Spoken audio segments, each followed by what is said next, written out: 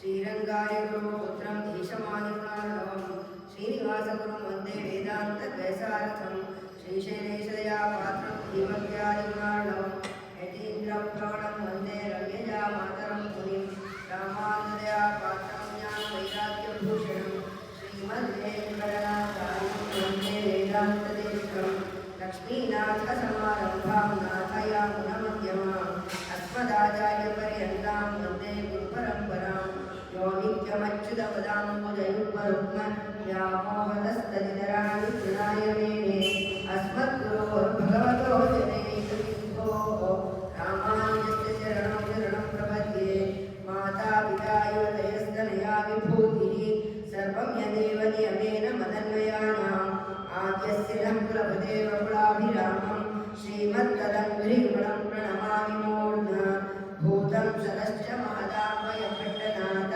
श्रीभक्तिसारकुलशेखरयोगिवाहान् भक्ताङ्घ्रिरेणुपरकालयतीन्द्रमिश्रान् श्रीमत्पराङ्कुशमुनिं प्रणतोऽस्मि नित्यं वेङ्कटाद्रिसमं स्थानं ब्रह्माण्डे नास्ति किञ्चन वेङ्कटेशसमो देवो न भूतो न भविष्यति आलैले நிறையுன்ற நன்மையன் வங்கி உரிமார்வா யாரில் புகழாவுடைய என்னை ஆழ்வானே நிகரில்லமரர் மறைக்கணங்கள் விரும்பும் சிறுவேங்கடத்தானே புகழ் ஒன்றில்லா அடியே முன்னடி கீழ் அமர்ந்து புகுந்தேனே ஸ்ரீ விஷ்ணு சித்த குலநந்தன கல்பவல்லி ஸ்ரீரங்கராஜ ஹரிச்சந்தன யோக திருஷ்யாம் சாட்சாத் க்ஷமா கருணயா கமலாவிவான்யாம் गोदामनन्यशरणं शरणमहं प्रपद्ये कर्कटे पूर्वफल्गुण्यां तुलसीकाननोद्भवां पाण्ड्ये विश्वम्भरा गोदां वन्दे श्रीरङ्गनायकीं नीलातुङ्गस्तनगिरितटीस्तुप्तमुद्बोध्य कृष्णं पाराढ्यं स्वं श्रुतिशतशिरसिद्धमध्यापयन्ति स्वोच्छिष्टायां सृजनिकलितं या बलात्मन्यमूर्ते गोदातस्यै नमैतमिदं भूयेवास्तु भूयः अन्नवयल पुதுவை ஆண்டாள் அரங்கற்கு அன்னத்திருப்பாவை வல்பதியும் இசையால் பாடி கொடுத்தாள் நன்மானை உமானை சூடி கொடுத்தாளை சொல்லு சூடி கொடுத்த சுடர் கொடியே தொல்பாவை பாடி அருளவல்ல பல்வளையாய் நாடி நீ வேங்கடவர் என்னை என்னவி மாத்தம் நாங்கடவா வண்ணமே நன்று ಭಾಷಣ ಹನ್ನೊಂದನೆಯದು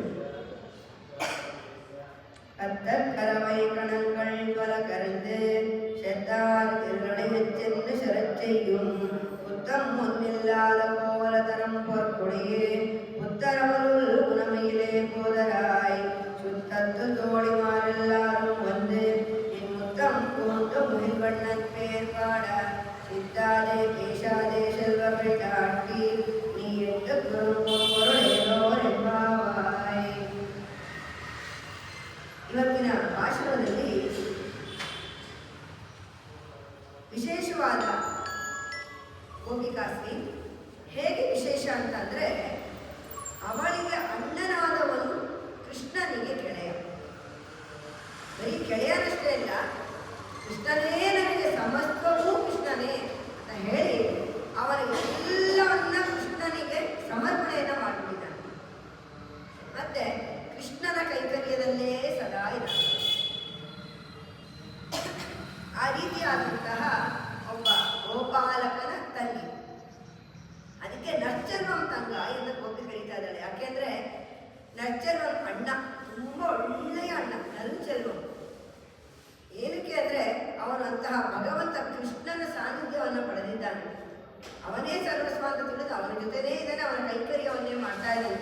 ಹೇಗೆ ಲಕ್ಷ್ಮಣ ರಾಮನ ಕೈಕರ್ಯವನ್ನೇ ಮಾಡ್ತಿದ್ದೋ ಹಾಗೆ ಅವನು ಕೃಷ್ಣನ ಕೈಕರ್ಯವನ್ನು ಮಾಡ್ತಾ ಇದ್ದಾನೆ. ಅಂತಹವನ ತಂಗಿ. ಸಾಮಾನ್ಯವಾಗಿ ಅಣ್ಣನಿಗೆ ತುಂಬಾ ಬೇಕಾದವರು ಅಂದರೆ ಮನೆಗೆ ಬರ್ತಾ ಇರ್ತಾರೆ. ಅವರಿಗೂ ಅಣ್ಣನ ಸ್ನೇಹಿತರಿಗೂ ಇವಳು ತಂಗಿಯಾಗಿ ಇರ್ತಾ ಇರ್ತಾರೆ. ಹಾಗೆ ಹೇಗೆ ಅವನು ನಿನಗೆ ಅಣ್ಣನೋ ಅವನಿಗೆ ಸ್ನೇಹಿತನೋ ಕೃಷ್ಣನೂ ನಿನ್ನ ಮನೆಗೆ ಬರ್ತಾ ಇರ್ತಾನೆ ಅಂತಹ ನೀನು. ಮತ್ತೆ ಅವನು ಕೃಷ್ಣನ ಕುಲದವನು. ಅಂತಹ ಕುಲದಲ್ಲಿ ಬಂದವಳು ನೀನು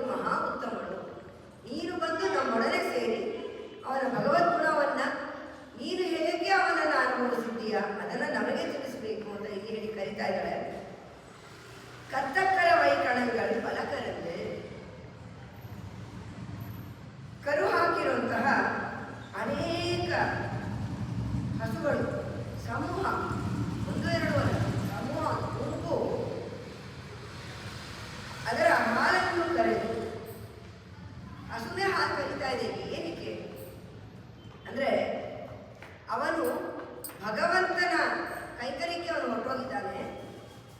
ಅವನಲ್ಲಿರೋದು ಎಲ್ಲನೂ ಕೃಷ್ಣನಿಗೆ ಸಮರ್ಪಣೆಯನ್ನು ಮಾಡಿದ್ದಾನೆ. ಹಾಗಾಗಿ ಇದುಗಳ ಯೋಗಕ್ಷೇಮನು ಕೃಷ್ಣನೇ ನೋಡ್ಕೋಬೇಕು ಅನ್ನೋ ರೀತಿ ಅವನು ಇದ್ದಾನೆ. ಅವನು ಬಂದು ಆ ಹಸುವಿನ ಹಾಲು ಕರೆಯೋದಾಗಿ ಮುಂತಾದನ್ನಾಗಿ ಅವನು ಮಾಡ್ತಾ ಇದ್ದ. ಹಾಗಿರ್ಬೇಕಾದ್ರೆ ಇಲ್ಲಿ ಕದ್ದ ಕರವೈಕಣಗಳು, ಕರು ಇದೆ, ಕರುವನ್ನು ಹಾಕಿರುವಂತಹ ಹಸುಗಳು. ಆದ್ರೆ ಆ ಹಸುಗಳಿಗೆ ಹೇಗೆ ಅಂತ ಅಂದ್ರೆ ತನ್ನ ಕರುವಿಗೆ ಹಾಲನ್ನ ಕೊಡಬೇಕು. ಆದರೆ ಇವರು ಯಾರು ಬಂದು ಹಾಲನ್ನ ಕರೀತಾರೆ. ಆದ್ದರಿಂದ ಏನಾಗಿದೆ, ಅದರಿಂದ ಫಲ ಕರೆಂದ್ರೆ ಅದೇನೆ ತನಗೆ ತಾನೇ ತನ್ನ ಕರುವನ್ನು ಜ್ಞಾಪಿಸ್ಕೊಂಡಿದ್ದ ತಕ್ಷಣ ಅದನ್ನ ಕೆಚ್ಚನಲ್ಲಿ ತನಗೆ ತಾನೇ ಹಾಲು ಹರಿದು ಹೋಗ್ತಾ ಇದೆ. கத்தகர வைக்கணங்கள் பல கறந்து செத்தார் ತಿರುನಡೆಯ ಚೆನ್ನ ಶರಚ್ಚೆಯು. ಹೇಗೆ ಹಸುಗಳನ್ನ ಅವರು ಕಾಯ್ತಾ ಇದ್ರು ಅದೇ ರೀತಿಯಾಗಿ ಶತ್ರುಗಳೆಲ್ಲ ಬಲವನ್ನೇ ಅಳಿಯುವಂತೆ ತಾವೇ ಮುನ್ನುಗ್ಗಿ ಅವರ ಮೇಲೆ ಯುದ್ಧವನ್ನು ಮಾಡುವಂತಹ, ದಂಡೆತ್ತಿ ಹೋಗುವಂತಹ ಸಾಮರ್ಥ್ಯವನ್ನ ಈ ಗೋಪಾಲಕ ಹೊಂದಿದರು. ಆ ರೀತಿಯಾದ ಸಾಮರ್ಥ್ಯ ವಸುದೇವನಿಗೆ ಇದ್ದಿದ್ದರಿಂದಾನೇ ಕಂಸ ಸೈನ್ಯದ ದಂಡು ತಗೊಂಡು ಬರಲಿರುವಂತೆ ಬಂದರೆ ತಾನು ಸೋಲ್ತೀನಿ, ನಿಶ್ಚಯವಾಗಿ ಸಾವನ್ನಪ್ತೀನಿ ಅಂತ ಅವನಿಗೆ ಗೊತ್ತಿತ್ತು. ಹಾಗಾಗಿ ಒಬ್ಬವನೇ ರಾಕ್ಷಸರ ಮತದಲ್ಲಿ ಕೃಷ್ಣನ ಮಾತ್ರ ಕೊಲ್ಲೋದಕ್ಕೆ ಅವನು ಕಳಿಸ್ತಾ ಇರ್ತಾರೆ. ಆ ರೀತಿಯಾದ ತನ್ನ ಸ್ವಧರ್ಮವನ್ನು ಕಾಪಾಡಿಕೊಳ್ಳುವಂಥವರು ಮತ್ತೆ ಕೃಷ್ಣನನ್ನು ಕಾಪಾಡಿಕೊಳ್ಳುವಂತಹ ಉತ್ತಮವಾದಂತಹ ಕುಲದಲ್ಲಿ, ಗೋಪಾಲಕರ ಕುಲದಲ್ಲಿ ಹುಟ್ಟಿರುವಂತಹ ನೀನು ಅಂತ ಇಲ್ಲಿ ಗೋದೆ ಅವನಿಗೆ ಹೇಳ್ತಾ ಇದ್ದಾಳೆ. ಉತ್ತಮವನ್ನಿಲ್ಲ ಅದ ಕೋವಲಕರು, ಒಂದು ಕೊಂಚ ಕೂಡ ದೋಷ ಇಲ್ಲ. ಗೋಪಾಲಕರೆಲ್ಲ ನಿರ್ದೋಷಿಗಳು. ಏನಕ್ಕೆ ಈ ಮಾತನ್ನು ಹೇಳ್ತಾ ಇದ್ದಾರೆ ಅಂತ ಅಂದ್ರೆ, ಸಾಮಾನ್ಯವಾಗಿ ತಮ್ಮ ಕುಲಕ್ಕೆ ಏನು ಬಂದಿರುತ್ತೆ ಅದೇ ವೃತ್ತಿಯನ್ನ ಮಾಡಿದರೆ ಮಾತ್ರ ಅವರು ನಿರ್ದೋಷಿಗಳು ಅಂತ ಇದೆ.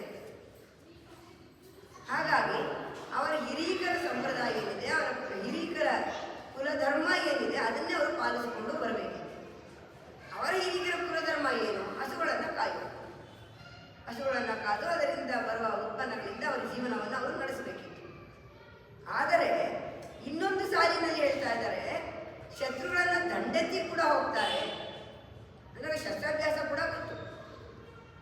ಹಾಗಿದ್ದ ಮೇಲೆ ಎರಡು ಧರ್ಮಗಳಾಯ್ತಲ್ಲ, ನಿರ್ದೋಷಿ ಅಂತ ಯಾಕೆ ಹೇಳ್ತಾ ಇದ್ದಾರೆ ಅಂತ ಅಂದ್ರೆ, ಭಗವಂತನಿಗೋಸ್ಕರ ಮಾಡುವಂತಹ ಯಾವುದೇ ಕೆಲಸವಾದರೂ ತಮ್ಮ ಕುಲ ಧರ್ಮವನ್ನ ಬಿಟ್ಟು ಬೇರೆ ಕೆಲಸವನ್ನೇ ಮಾಡುವುದು ಅದು ದೋಷ ಇಲ್ಲ ಅಂತ ಇಲ್ಲಿ ಹೇಳ್ತಾ ಇದ್ದಾರೆ. ಉತ್ತಮವನ್ನಿಲ್ಲದ ಪೌರಕರ ಹೊರಕುಡಿಯೇ, ಹೊರಕುಡಿ ಅಂತಂದ್ರೆ ಬಂಗಾರದ ಬಳ್ಳಿ, ಉತ್ತಮವಾದ ಕುಲದ ವೃಕ್ಷದ ಬಂಗಾರದ ಬಳ್ಳಿ ಅಂತ ಅವಳ ಅಷ್ಟೊಂದು ಉತ್ತಮವಾಗಿ ಅವಳ ಗುಣಗಳನ್ನು ಅವಳು ಮಾಡ್ತಾ ಇದ್ದಾಳೆ. ಉತ್ತರವಲು, ಉತ್ತರವಲು ಅಂತಂದ್ರೆ ಹುತ್ತದಲ್ಲಿರುವಂತಹ ಹಾವು ಅಂತ. ಅದನ್ನ ಯಾಕೆ ಹೇಳ್ತಾ ಇದ್ದಾರೆ ಅಂದ್ರೆ, ಹಾವು ಯಾವ ರೀತಿ ಸಣ್ಣಕ್ಕೆ ಇರುತ್ತೆ ಆ ರೀತಿಯಾದ ಕಡಿಯನ್ನು ಹೊಂದಿರೋದು. ಸೊಂಟ ಯಾವಾಗ ಬದುಕುವ ರೀತಿ ಸಣ್ಣಗಿರುತ್ತೆ ನೋಡಿ, ಅಷ್ಟೊಂದು ಸುಂದರವಾಗಿರ್ತಾರೆ. ಉತ್ತರವಲು ಗುಣಮಯಿಲೆ, ಕಾಡಿನ ನವಿಲು ಅಂತ ಕರೀತಾ ಇದ್ದಾರೆ. ಏನಕ್ಕೆ ಅಂದ್ರೆ ಬೇಗ ಶ್ಯಾಮ, ಅವನ ನಾಮ ಸ್ಮರಣೆಗೆ ಇವಳು ನೃತ್ಯವನ್ನ ಮಾಡ್ತಾಳೆ. ಹೇಗೆ ಒಂದು ನವಿಲು ಕಪ್ಪು ಮೋಡವನ್ನ ನೋಡಿದ ತಕ್ಷಣ ನೃತ್ಯವನ್ನ ಮಾಡುತ್ತೋ ಆ ರೀತಿಯಾಗಿ ಕೃಷ್ಣನನ್ನ ನೋಡಿದ ತಕ್ಷಣ ಇವಳು ಮನಸ್ಸನ್ನ ಮರೆತು ಅವನಿಗೆ ನೃತ್ಯವನ್ನ ಮಾಡ್ತಾಳಂತೆ. ಆ ರೀತಿಯಾದ ಒಂದು ಅನುರಕ್ತ ಕೃಷ್ಣನಲ್ಲಿ ಅವಳಿಗಿದೆ, ಆ ರೀತಿಯಾದ ಒಂದು ಸಂಬಂಧ. ಉತ್ತರವಲು ಗುಣಮಯಿಲೆ ಉತ್ತರಾಯ್ ಎದ್ದು ಬಾರಿ ಸುತ್ತತ್ತು ತೋಳಿ ಮಾರೆಲ್ಲಾರು ಅಂದ್ರೆ, ಸುತ್ತತ್ತು ತೋಳಿ ಮಾರೆಲ್ಲಾರು, ನಿನ್ನ ಬಂಧು ವರ್ಗದ ಎಲ್ಲ ನಿನ್ನ ಸ್ನೇಹಿತೆಯರೆಲ್ಲರೂ ಬಂದು ಇಲ್ಲೂ ಕೂಡ ಅವಳಿಗೆ ಸಂಬಂಧವನ್ನು ಹೇಳ್ಕೊತಾ ಇದ್ದಾಳೆ. ಯಾಕೆಂದ್ರೆ ಯಾರು ಭಗವಂತನಲ್ಲಿ ಒಂದು ಒಳ್ಳೆಯ ಅನುರಾಗವನ್ನು ಹೊಂದಿರ್ತಾರೋ, ಒಳ್ಳೆಯ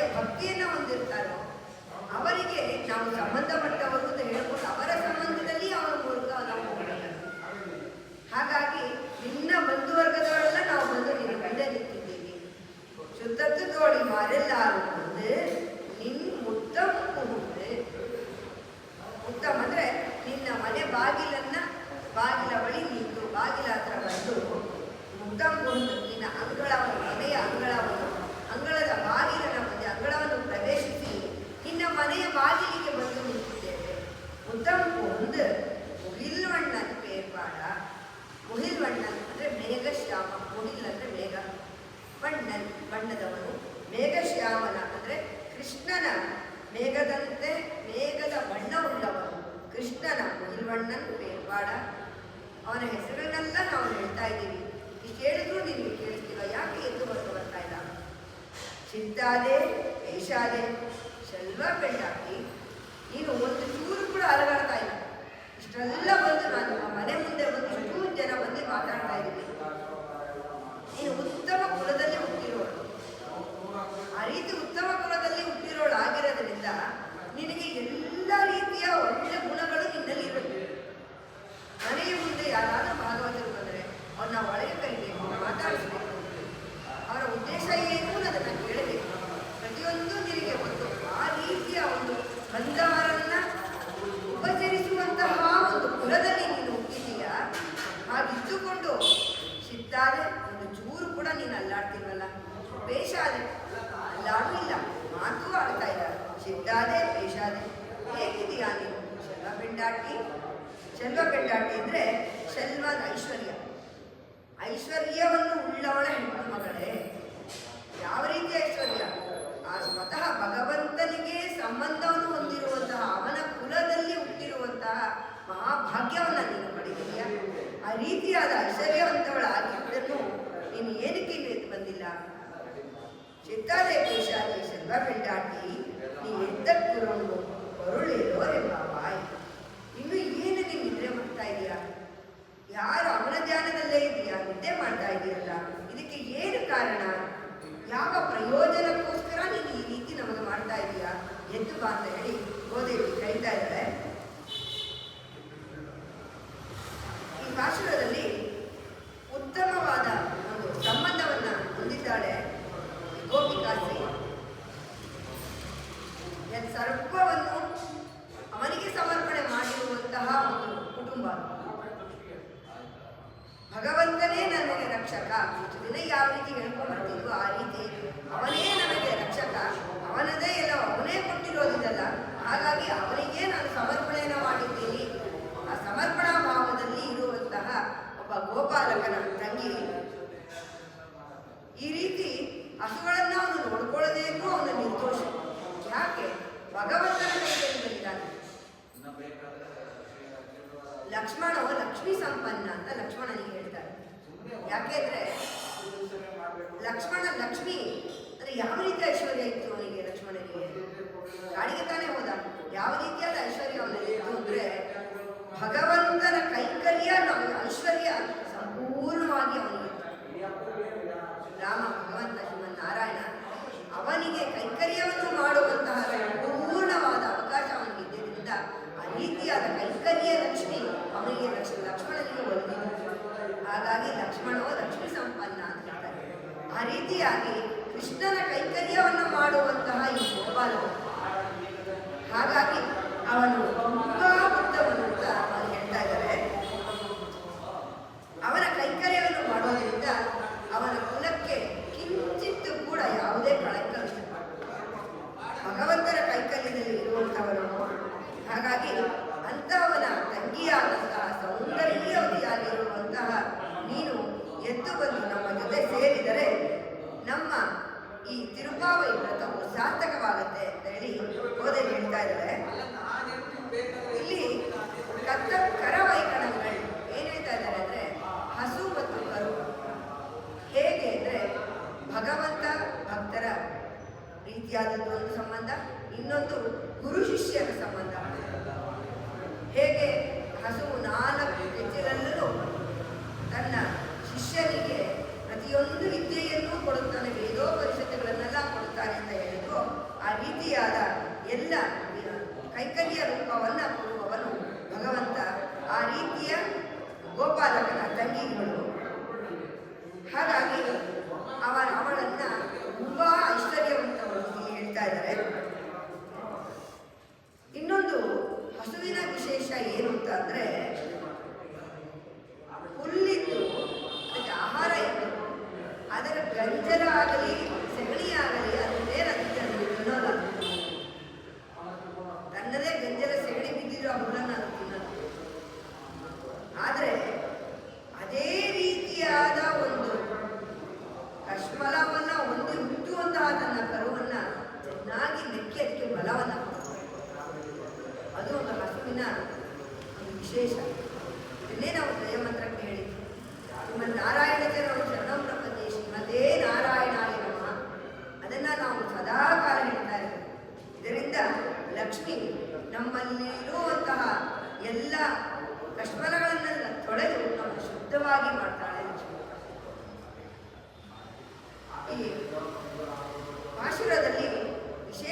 ಹೇಳಿರೋದು ಅಂದರೆ ನಮ್ಮ ಕರ್ಮ ಪಾಲನೆಯನ್ನು ನಾವು ಮಾಡಲೇಬೇಕು.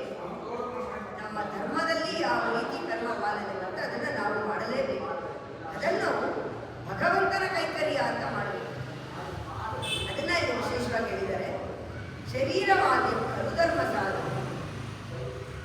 ಈ ಶರೀರದಿಂದಲೇ ನಾವು ಅವನ ಕೈಕರ್ಯವನ್ನು ನಾವು ಮಾಡಬೇಕು. ಈ ಶರೀರ ಪಾಲನೆ ಮಾಡಬೇಕು ಅಂದರೆ ನಮಗೆ ಹಣಕಾಸಿನ ಅವಶ್ಯಕತೆ ಇದೆ. ಆ ಹಣಕಾಸಿನ ಅವಶ್ಯಕತೆಗಳಿಗೆ ಬೇರೆ ಬೇರೆ ಯಾವುದೋ ಧರ್ಮಗಳನ್ನು ನಾವು ಅನುಸರಿಸಬಾರದು.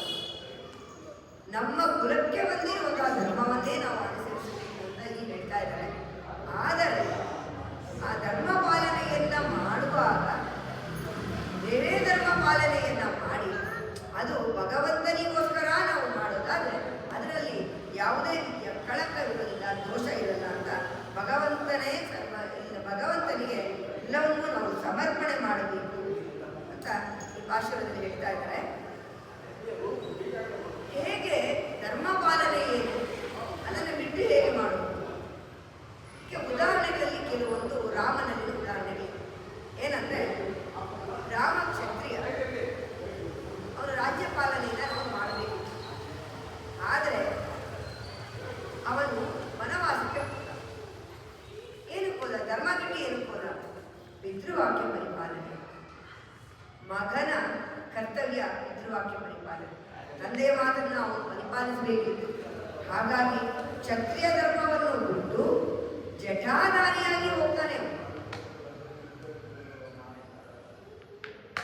ಕಾಡಿನಲ್ಲಿ ಭಾಗವತರನ್ನ ದ್ವೇಷಿಸುವಂತಹ ರಾಕ್ಷಸರ ಸಂಹಾರ ಮಾಡ್ತಾನೆ. ಜಟಾಧಾರಿಯಾಗಿದ್ದ ಹಾಗದ ಸಂಹಾರ ಮಾಡಬಹುದ? ಆದರೆ ಅವನು ಕ್ಷತ್ರಿಯ ಧರ್ಮ.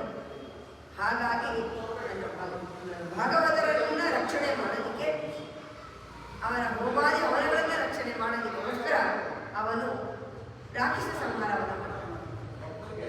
ಇನ್ನೊಂದು ತಾಟಕ ಸಂಹಾರ. ತಾಟಕಿ ಹೆಂಗಸು ತಾಟಕ ಸಂಹಾರ ವಿಶ್ವಾಮಿತ್ರನ ಕರ್ಕೊಂಡು ಮಾರೀಚ, ಸುಬಾಹು ಇವುಗಳೆಲ್ಲ ಅವರು ಮಾಡುತ್ತಿರುವಂಥ ಹೋಮಕ್ಕೆ ಬಂದು ರಕ್ತನೆಲ್ಲ ಸುರಿತಾರೆ. ಇದೇ ರೀತಿ ತಾಟಕಿ ಬರ್ತಾರೆ. ಅವಳ ಸಂಹಾರವನ್ನು ಮಾಡಬೇಕು. ಆದರೆ ಒಂದು ಗಂಡಸು ಹೆಂಗಸರ ಸಂಹಾರವನ್ನು ಮಾಡಬಾರ್ದು. ರಾಕ್ಷಸಿಯಾಗಿರಲಿ ಯಾರೇ ಹೆಂಗಸಿನ ಸಂಹಾರವನ್ನು ಮಾಡಬಾರ್ದು. ಹೇಗೆ ಮಾಡ್ದ? ಗುರುವಾಕ್ಯ ಪರಿಪಾಲನೆ. ಗುರುಗಳು ಹೇಳುವಂತ ಮಾತು. ವಿಶ್ವಾಮಿತ್ರ ಹೇಳ್ತಾರೆ, ತಾಟಕಿ ಬಂದು ಅವರ ಸಂಹಾರವನ್ನು ಮಾಡುವುದು. ಅವ್ರು ಹೇಳಿದ ಮೇಲೆ ಅವರು ಮಾಡಿದವರ ಸಂಹಾರವನ್ನು ರಾಮ ಅಲ್ಲಿವರೆಗೂ ಮಾಡಿದರು. ಹಾಗಾಗಿ ಗುರುವಿನ ಮಾತನ್ನ ಪಾಲಿಸುವುದು ಕರ್ತವ್ಯ, ಶಿಷ್ಯನ ಕರ್ತವ್ಯ. ಅಲ್ಲೂ ಕೂಡ ತನ್ನ ಕುಲಧರ್ಮದ ಪಾಲನೆ ಆಗದಿದ್ದು ಅವನು ಮಾಡಿದ್ದು ಗುರುವಿಗೋಸ್ಕರ, ಅವರ ಮಾತನ್ನ ಪರಿಪಾಲನೆ ಮಾಡೋದಕ್ಕೋಸ್ಕರ ಮಾಡಿದ. ರಾವಣ ಸಂಹಾರ ಒಬ್ಬ ಬ್ರಾಹ್ಮಣನ ಸಂಹಾರವನ್ನು ಮಾಡಬಾರದು. ಆದರೆ ರಾವಣ ಬ್ರಾಹ್ಮಣ ಹೇಗೆ ಮಾಡ್ದ? ಅವನ ಧರ್ಮ ಪರಿಪಾಲನೆ ಮಾಡಬೇಕಿತ್ತು. ದುಷ್ಟ ಸಂಹಾರವನ್ನ ಮಾಡಬೇಕಿತ್ತು. ದುಷ್ಟಕೃತ್ಯವನ್ನ ಮಾಡಿಲ್ಲ. ಸೀತೆಯನ್ನ ಅಪಹರಿಸಿಕೊಂಡು ಹೋಗಿ ದುಷ್ಟಕೃತ್ಯವನ್ನ ಮಾಡಿಲ್ಲ. ಹಾಗಾಗಿ ದುಷ್ಟನ ಸಂಹಾರ ಮಾಡಬೇಕಾಯಿತು, ರಾವಣನ ಸಂಹಾರವನ್ನ ಮಾಡಬೇಕು. ಅಂದ್ರೆ ನಾವು ಒಳ್ಳೆಯದನ್ನ ಮಾಡೋದಕ್ಕೋಸ್ಕರನೇ ನಾವು ನಮ್ಮ ಧರ್ಮದನ್ನ ಉಲ್ಲಂಘನೆ ಮಾಡಿ ಇನ್ನೊಂದು ಧರ್ಮದ ಕೆಲಸವನ್ನು ನಾವು ಮಾಡಿದ್ರು ಅದು ತಪ್ಪಾಗಲಿಲ್ಲ ಅಂತ ಹೇಳಿ ಈ ಭಾಷಣದಲ್ಲಿ ಹೇಳ್ತಾ ಇದ್ದಾರೆ. ಧರ್ಮ ಸಂಸ್ಥಾಪನೆಗೋಸ್ಕರ ರಾಮ ಇಷ್ಟು ಕೆಲಸಗಳನ್ನು ಹಾಗೆ ಕೃಷ್ಣ ಹುಟ್ಟಿದ್ದು ಗೋಪಾಲಕರಲ್ಲಿ. ಹಸುವನ್ನು ಕಾಯಿಸಿಕೊಂಡು ಅವನು ಆಟ ಆಡ್ತಾರೆ, ನಿತ್ಯ ಕೈಕರ್ಯ ಮಾಡಿಕೊಂಡು ಹಸುಗೆ ಅದರ ಪಾಲನೆಯನ್ನು ಅವನು ಮಾಡಬೇಕು. ಆದರೆ ಮೊದಲು ಮಾಡಿದ್ದೇನು? ಹುಟ್ಟಿದ ತಕ್ಷಣವೇ ಅವನ ತಂದೆ ತಾಯಿಯ ರಕ್ಷಣೆಯಿಂದ ಮಾಡಿದ. ಅಲ್ಲೂ ಕೂಡ ಮಗನ ಕರ್ತವ್ಯ, ಅವರ ಸಂಕೋಲೆಗಳನ್ನು ಬೆಳೆಸಿದ. ದೇವಕಿ ವಸುದೇವರನ್ನು ರಕ್ಷಿಸಲಿಕ್ಕೋಸ್ಕರ ತಾತ ಉಗ್ರಸೇನನ್ನ ರಕ್ಷಿಸುವ ಕರ್ತವ್ಯಕ್ಕೋಸ್ಕರ ಹಂಸನ ರಕ್ಷಣೆ. ಪಾಂಡವರನ್ನ ರಕ್ಷಿಸಲಿಕ್ಕೆ ಮಮ ಪಾಂಡಾಹಿ ಮಮ ಪ್ರಾಣಾಹಿ ಪಾಂಡವ. ಕೃಷ್ಣನಿಗೆ ಪಾಂಡವರು ಪ್ರಾಣ, ಮನೆ ಬಾಯಿ ಬಿಟ್ಟಿರ್ತಾರೆ. ಅಂತಹ ಪಾಂಡವರಿಗೋಸ್ಕರ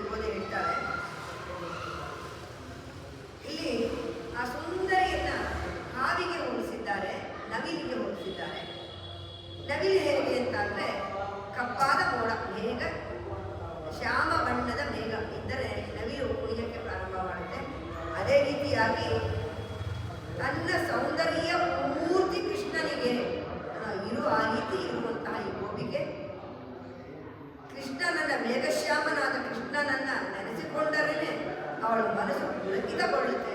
ಹಾಗಾಗಿ ಅವಳಿಗೆ ನವಿಲಿಗೆ ಹೋಲಿಕೆಯನ್ನು ಕೊಟ್ಟಿದ್ದಾರೆ. ಹಾವಿಗೆ ಹೇಗೆ ಹೋಲಿಕೆ ಅಂದರೆ, ಅವಳನ್ನ ಯಾರು ಮುಟ್ಟಕ್ಕೆ ಹೋದರೂ ಅವಳ ಹಾವಿನಷ್ಟು ಭಯಂಕರವಾಗಿ ಎದ್ದಿರ್ತಾಳೆ. ಅಂದರೆ ಅವಳ ಸೌಂದರ್ಯ ಪೂರ್ತಿ ಕೃಷ್ಣನಿಗೆ, ತನ್ನ ಮನಸ್ಸು ಸೌಂದರ್ಯ ಎಲ್ಲವೂ ಕೃಷ್ಣನಿಗೆ ಅವಳು ಅದ್ಭುತವನ್ನಾಗಿ ಮಾಡಿದ್ದು. ಹಾಗಾಗಿ ಈ ರೀತಿಯಾದ ಧೀರ ಭಕ್ತಿ ಸೌಂದರ್ಯ ಪ್ರದರ್ಶನ ಪ್ರತಿಯೊಂದು ಕೃಷ್ಣನಿಗೆ ಆ ರೀತಿ ಮೀಸಲಿಟ್ಟಂತಹ ಶಲ್ವ ಪೆಂಡಾಟಿ ಭಗವಂತನ ಸಾನ್ನಿಧ್ಯವನ್ನ ಪಡೆದಿರುವಂತಹ, ಅವನ ಅನುರಾಗವನ್ನು ಪಡೆದಿರುವಂತಹ, ಐಶ್ವರ್ಯವನ್ನು ಹೊಂದಿರುವಂತಹ ಶಲ್ವ ಪೆಂಡಾಟಿ ಅಂತ ಹೇಳಿ ಅವಳನ್ನ ಹಾವಿಗೂ ಮತ್ತೆ ನವಿಲಿಗೂ ಹೋಲಿಕೆಯನ್ನ ಮಾಡಿದ್ದಾರೆ. ಈ ಪಾಶುರದಲ್ಲಿ ವಿಶೇಷ ಏನಂದ್ರೆ, ಭಗವದ್ಗೀತೆಯ 3ನೇ ಅಧ್ಯಾಯದಲ್ಲೇ ಕೃಷ್ಣ ಕರ್ಮಯೋಗವನ್ನ ಹೇಳ್ಬೇಕಾದ್ರೆ ಹೇಳ್ತಾನೆ, ನಿಯತಂ ಕುರು ಕರ್ಮತ್ವಂ ಕರ್ಮಜ್ಞಾಯೋ ಹಿ ಅಕರ್ಮಣ. ಅಂದರೆ ಕರ್ತವ್ಯ ಕರ್ಮಗಳನ್ನು ನಾವು ಮಾಡಲೇಬೇಕು. ಭಗವಂತನಲ್ಲಿ ಭಕ್ತಿ ಉಂಟಾಗಬೇಕಾದರೆ ಅದಕ್ಕೆ ಬೇಕಾದಂತಹ ಚಿಂತನ ಧ್ಯಾನಾದಿಗಳನ್ನು ನಾವು ಮಾಡಬೇಕು. ಹಾಗೆ ನಾವು ಸುಮ್ಮನೆ ಕೂತಿರ್ತೀವಿ, ಕೃಷ್ಣನೇ ಬರಬೇಕು ಅಂತ ಅಂದರೆ ಇಲ್ಲಿ 2 ರೀತಿಯ ಒಂದು ಶರಣಾಗತಿ ತತ್ವ ಬರುತ್ತೆ. ಒಂದು, ನಾವು ಭಗವಂತನಲ್ಲಿ ಶರಣಾಗತಿಯನ್ನು ಮಾಡಬೇಕು. ಇನ್ನೊಂದು, ಭಗವಂತನೇ ನಮ್ಮನ್ನು ಶರಣಾಗತರನ್ನಾಗಿ ಮಾಡಿಕೊಳ್ಳಬೇಕು. ಸರ್ವಧರ್ಮಾನ್ ಪರಿತ್ಯಜ್ಯ ಮಾಮೇಕಂ ಶರಣಂ ವ್ರಜ ಅಂತ ಹೇಳ್ತಾನೆ ಕೃಷ್ಣ. ನಮ್ಮ ಕರ್ತವ್ಯಗಳನ್ನು ನಾವು ಮಾಡಬೇಕು, ಫಲಾಫಲಗಳನ್ನು ಅವನಿಗೆ ಬೇಕು. ಯಾವ ಧರ್ಮಗಳಿದೆ, ನಾವು ಮಾಡಬೇಕಾದಂತಹ ಧರ್ಮಗಳು ಪ್ರತಿಯೊಂದನ್ನು ನಾವು ಮಾಡಬೇಕು. ಅದರ ಫಲಾಫಲಗಳನ್ನು ನಾವು ಭಗವಂತನಿಗೆ ಬಿಡಬೇಕು. ಇಲ್ಲಿ ಎರಡೂ, ನಾವು ಅವನಲ್ಲಿ ಶರಣಾಗಬೇಕು, ಅವನು ನಮ್ಮನ್ನು ಒಪ್ಪಿಕೊಂಡು ಶರಣಾಗತರನ್ನಾಗಿ ಅವನು ನಮಗೆ ಶರಣ್ಯನಾಗಿ ಇರಬೇಕು. ಈ ರೀತಿಯಾದ ಕರ್ತವ್ಯವನ್ನ ಇಲ್ಲಿ ಹೇಳ್ತಾ ಇದ್ದಾರೆ. ಈ ಆಶುರವನ್ನ ಮೊದಲಾಳ್ವಾರ ಅಂತ ನಿನ್ನೆ ಹೇಳಿದ್ದೆ, ಮೊಯ್ಯಾಳ್ ಉದತ್ತಾರ್ ಪೇಯಾಳ್ವಾರ್. ನಿನ್ನೆ ನಾವು ಪೇಯಾಳ್ವಾರ್ ಬಗ್ಗೆ ನಾವು ತಿಳ್ಕೊಂಡಿದ್ವಿ. ಇವತ್ತು ಮೊದಲಾಳ್ವಾರಲ್ಲಿ 2ನೇಯವರಾದ ಉದತ್ತಾಳ್ವಾರಿಗೆ ಈ ಆಶುರವನ್ನು ಸಮರ್ಪಣೆಯನ್ನು ಮಾಡಿದ್ದಾರೆ. ಉದತ್ತಾಳ್ವಾರವರು ಮಹಾಬಲಿಪುರಂ ಬಳಿಯ ಕೊಳದ ಕಮಲದಲ್ಲಿ ಆಯ್ತು. ಹೇಗೆ ಪೇಯಾಳ್ವಾರು ಕೊಳದ ಕಮಲದಲ್ಲಿ ಇದ್ದರು, ಹಾಗೆ ಉದತ್ತಾಳ್ವಾರು ಕೂಡ ಮಹಾಬಲಿಪುರಂ ಬಳಿಯ ಕೊಳದ ಕಮಲದಲ್ಲಿ ಆಯ್ದಿದ್ದರು. ಇಲ್ಲಿ ಕುತ್ತಮ್ಮನಿಲಾದ ಕೋವಲತನ ಯಾವುದೇ ದೋಷ ಇಲ್ಲ ಅಂತ ಹೇಳಿರುವ ಹಾಗೆ ಇವರು ಯಾವುದೇ ಗರ್ಭವಾಸಾದ ದೋಷಗಳಿಂದ ಬಂದವರಲ್ಲ. ಕೋಲ್ಗೆಯೋಡಿಯೋಡು ಕೊಳಂದುದೇ ಹೋನದೆ ಮಾತ್ರ ತೇಡಿಯೋಡು ಮನಂ. ಅಂದರೆ ದೇವರೆಂಬ ಆಶಯದ ಕೋಲನ್ನ ಹುಡುಕುತ್ತಾ ಹೋಗುವ ಅಪೂರ್ವ ಬ್ರಹ್ಮ ನಮ್ಮ ಮನಸ್ಸು ಅಂತ ಅವರ ಭಾಷಣದಲ್ಲಿ ಹೇಳಿದ್ದಾರೆ. ಅದನ್ನ ಹೊರಕೊಡಿ ಅಂತ ಈ ಭಾಷಣದ ಪದದ ಸಂಬಂಧವನ್ನು ಇಲ್ಲಿ ತೋರಿಸಿದ್ದಾರೆ. ಇವರು ಗದಾಂಶ, ಕೌಮೋದಕಿ ಗದ, ಗದೆಯ ಅಂಶದಲ್ಲಿ ಹುಟ್ಟಿರುವಂತಹ ಇವರನ್ನ ಭೂತಯೋಗಿ ಅಂತ ಕರೀತಾರೆ. ಯಾಕಂದ್ರೆ ಇವರು ಕೂಡ ಅನ್ನ ಆಹಾರವನ್ನು ಸ್ವೀಕರಿಸಿದರು, ಭಗವದ್ಧ್ಯಾನದಲ್ಲೇ ಇದ್ದವರು. ಅವರು 3 ಜನದ ಕಥೆಯನ್ನೇ ನಾನು ನಿನ್ನೆ ಹೇಳಿದ್ದೆ. ಬ್ರಹ್ಮಜ್ಞಾನದಲ್ಲೇ ಸದಾಕಾಲ ಇರುವಂತಹವರು, ಬ್ರಹ್ಮಜ್ಞಾನವೇ ಅವರಿಗೆ ಆಹಾರ. ಹೆಂಗೆ ತಿನ್ನು ಎತ್ತೆ ತಿನ್ನು ಅಂದರೆ ಆ ಅತ್ತೆ ಹಂಗೆ ಕಡೆ, ಅತ್ತೆ ತಿನ್ನು ಹಂಗೆ ಕಡೆ ಮಾಡೋರು ಹೇಳ್ದಂಗೆ ಅವನ ಜ್ಞಾನವೇ ಅವನಿಗೆ ಆಹಾರ. ಹಾಗೆ ಇದ್ದಂಥವರು. ಇವರ 2ಾಂ ತಿರುವಂತಾದಿ 100 ಪಾಶುರಗಳನ್ನು ಇವರು ಬರೆದಿದ್ದಾರೆ. ಆ 100 ಪಾಶುರಗಳ ಮೊದಲನೆಯ ಪಾಶುರ ಅರ್ಥಸಂಧಾನವನ್ನು ನನಗೆ ಮಾಡ್ತೀನಿ. ಅನ್ಬೇ ತಹಳಿಯ ಆರ್ವವೇನಯ್ಯ ಇಂದ ಉರುಹುಶಿಂದೈ ಮುದಿರಿಯ ನನ್ನ ಉರುಹಿ ஞானச்சுடர் விளக்கேற்றினே நாரணர்க்கு ஞானத்தமிழ் புரிந்தனான். ಇವರು 3 ಜನರನ್ನ ಮೊದಲಾಳ್ವಾರ ಹೇಳ್ತಾರೆ. 3 ಬದ್ಧ ಸಂಸ್ಥೆಗಳವರು ಕೊಳದ ಹೂವಿನಲ್ಲಿ ಬಂದವರು. ಇನ್ನೊಂದು ಪಾಶರದನ್ನ ಇವತ್ತೇ ಹೇಳ್ತಾರೆ, ಯಾಕೆಂದ್ರೆ ವೈಕುಂಠ ಏಕಾದಶಿಗೆ ಸರಿ ಮಾಡೋದಕ್ಕೋಸ್ಕರ. ಈ 3 ಆಳ್ವಾರ ಅದಕ್ಕೋಸ್ಕರನೇ ಮೊದಲ ಆಳ್ವಾರ ಅಂತ ಹೇಳ್ತಾರೆ. ಮೊದಲನೇ ಆಳ್ವಾರ 3 ಜನರು, ಒಯ್ಯಾರ್, ಮುದತ್ತಾರ್, ಪೇಯಾಳ್. 3 ಜನರು ಕೊಳದ ಪದ್ಮದಲ್ಲೇ ಹುಟ್ಟಿದವರು. ಇದರಲ್ಲಿ ನಿನ್ನೆ ನಾರಾಯಣನ ದಿವ್ಯ ರೂಪವನ್ನ ಅವರು ನೋಡಿದ ಪಾಶುರವನ್ನ ನಾನು ಹೇಳಿದೆ. ಅವರು 3ನೇಯವರು, ಇವರು 3ರಲ್ಲಿ. ಇವರು 2ನೇಯವರು. ಅವರು ಏನ್ ಹೇಳ್ತಾರೆ ಅಂದ್ರೆ, ಅಂದೇ ತಹಳಿಯ ಅವನ ಭಕ್ತಿಯೇ ಪರಮಭಕ್ತಿಯೇ, ಪರಭಕ್ತಿಯೇ ಹಣತೆ. ಅದನ್ನೇ ನಾನು ಹಣತೆಯನ್ನಾಗಿ ಮಾಡಿದೆ. ಆರ್ವಮೇ ನಯ್ಯಾಹ. ಆರ್ವಂ ಅಂದ್ರೆ ದೃಢವಾದ ಸಂಕಲ್ಪ, ಅಭಿನಿವೇಶ ಹೇಳ್ತಾರೆ. ಅದನ್ನೇ ತುಪ್ಪವನ್ನಾಗಿ ಮಾಡಿದೆ. ಅವನ ಭಕ್ತಿಯೇ ಹಣತೆ, ದೃಢ ಸಂಕಲ್ಪವೇ ತುಪ್ಪ. ಕಿನ್ ಉರುಷಿಂದೈ ಇಳುತ್ತಿಲ್ಲ. ಅವನನ್ನ ನೆನೆದು ಅವನ ಭಕ್ತಿಯಿಂದ ಆನಂದದಿಂದ ಕರಗೋತಲ್ಲ ಈ ಮನಸ್ಸು, ಅದೇ ಭಕ್ತಿ. ಆ ರೀತಿಯಾಗಿ ಜ್ಞಾನಚುಡರ್ ವಿಳಕ್ಕೇರ್ತೀನಿ. ಅವನ ಭಕ್ತಿ, ಇವರ ದೃಢ ಸಂಕಲ್ಪ ತುಪ್ಪ, ಇವರ ಮನಸ್ಸೇ ಭಕ್ತಿ. ಈ 3ನ್ನು ಸೇರಿ ಜ್ಞಾನ ಎನ್ನುವಂತಹ ದೀಪವನ್ನು ನಾನು ಬೆಳಕನ್ನು ಹಂಚಿದ್ದೇನೆ. ಜ್ಞಾನಚುಡರ್ ವಿಳಕೇರ್ತೀನಿ ನಾರಾಯಣಿಗೆ ಜ್ಞಾನತ್ತಮಿಳ್ ಮುರಿಂದನಾನ್. ಪರಭಕ್ತಿ ಎನ್ನುವ ಉಜ್ವಲವಾದ ನಾನು ದೀಪವನ್ನು ಹಚ್ಚಿದ್ದೀನಿ ಅಂತ ಹೇಳಿ ಇದು ಮೊದಲನೆಯ ಪಾಶುರ. ಈ ರೀತಿಯಾದ 99 ಪಾಶುರ ಇವೆ. ನಂತರ 12ನೇಯ ಪಾಶುರ. ಇದು 2 ರೀತಿಯಾದ ಸಂಬಂಧ ಬರುತ್ತೆ. 2 ರೀತಿಯಲ್ಲೂ ರಾಮನನ್ನ ಹೇಳಿದ್ದಾರೆ ಪಾಶುರದಲ್ಲಿ. ಇನ್ನೊಂದು ಈ 3 ಆಳ್ವಾರ ಸ್ಮರಣೆಯನ್ನು ಮಾಡುವಂತಹ ಪಾಶುರ.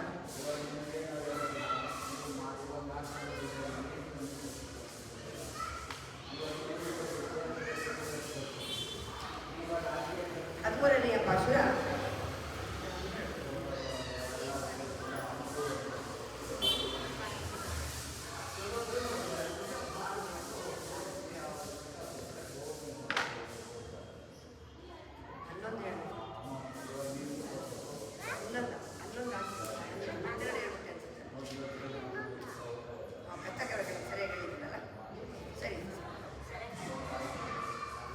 கரைத்திளம் கத்தெருமை கண்ணுக்கிறங்கி இணைத்து நிர்வழியே நின்று பால் சோர அன்னை தில்லம் சேராக்கும் நற்செல்வம் தங்காய் அணித்தலை வீழ வாசல் கடைமத்தி சின்னத்தினான் சென்னிலங்கை கோமானை சத்த மனத்து கிரியானை பாடும் நீவாய் திருவாய் இனித்தான் எழுந்திராய் இதென்ன பேரடக்கும் அனைத்தில்லத்தாரும் அறிந்தேனோர் ಎಂಬಾವಾಯ್.